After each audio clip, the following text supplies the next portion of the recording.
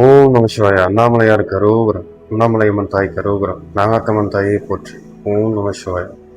அனைத்து அன்பர்களுக்கும், பக்தர்களுக்கும், மக்களுக்கும் அண்ணாமலையுடைய ஆசை எப்பொழுதும் பரிபூர்ணமாக இருக்கணும். இந்த தளத்தில் வந்தவர்கள் அனைவரும் ஈசனின் அருள் பெற்றவர்கள். அவர்களுக்கு எல்லா செல்வங்களும் வந்து சேரட்டும்.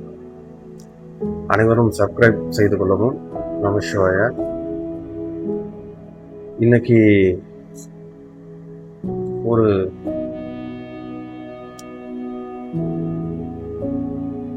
ஒரு சாது ஒருத்தர் இருந்தார், ஒரு துறவி, ஒரு அடியார். அவர் இறை வழிபாட்டில்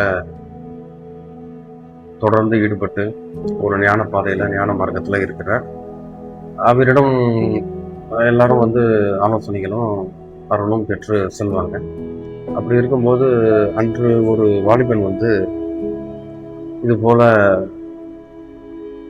ஒரு அருள் வாக்கு கேட்கறதுக்கு வந்திருக்காப்ல. வந்துட்டு, குருவே, எனக்கு நல்ல விஷயங்களை என் மனசுல பதிய வைக்கணும். என்னுடைய பாதையில கொஞ்சம் பிரச்சனைகள் நிறைய இருக்கு, எல்லாம் தீர்வு கிடைக்கணும், என்ன செய்யறது அப்படின்னு கேட்கிறாரு. அப்படி கேட்கும்பொழுது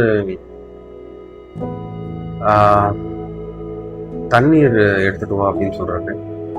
சரின்னு சொல்லிட்டு பொறுமை இல்லாத அந்த வாலிபனை பார்த்துட்டு அவர் யோசனை புரிஞ்சுக்கிட்டு போயிட்டு தண்ணி எடுத்துவான்னு சொல்றாரு. தண்ணி ஒரு பானையில எடுத்துட்டு வர்றாரு. அதை எடுத்துட்டு வந்தோடனே அதை ஊத்து அப்படின்னு சொல்றாரு. ஒரு டம்ளர்ல ஊற்றும் பொழுது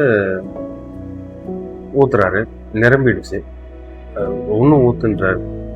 ஒன்றும் ஊத்துன்னு சொல்லும் பொழுது, குருவே இது நிரம்பிடுச்சுன்னு சொல்லும் பொழுது, இல்லை ஊத்துன்னு சொல்லும்போது அவர் ஊத்துறாரு, வழிஞ்சுக்கிட்டே இருக்கு. இதனை பார்த்து அவரு அந்த வாலிபன் நிறுத்திட்டு, இது நிரம்பிடுச்சு, எப்படி இதுல தண்ணி ஊத்துறது அப்படின்னு அவர் கேட்கிறாரு. அந்த வாலிபன் கேட்கும்போது அப்போ சொல்றாரு, அந்த குரு சொல்றாரு, இது போல உன்னுடைய மனமும் ஏற்கனவே நிரம்பிருக்கு. அதுல கோபம், அகங்காரம், எதிர்மறை எண்ணங்கள், அது மாதிரி குப்பைகளாக நிறைஞ்சிருக்குது. உன்னுடைய பாத்திரத்தை நீ அதாவது மனம் என்னும் அந்த பாத்திரத்தை நீங்க சுத்தமா வச்சிருந்தா தான் நல்ல விஷயங்களை அதுக்குள்ள புகுத்த முடியும். ஏற்கனவே நீ மனசை ஒரே குப்பையா, ஒரு முழுமையா நீ அடைச்சி வச்சிருக்கும் பொழுது அதுல எந்த வித விஷயத்தையும் இது பண்ண முடியாது, பதிவு பண்ண முடியாது.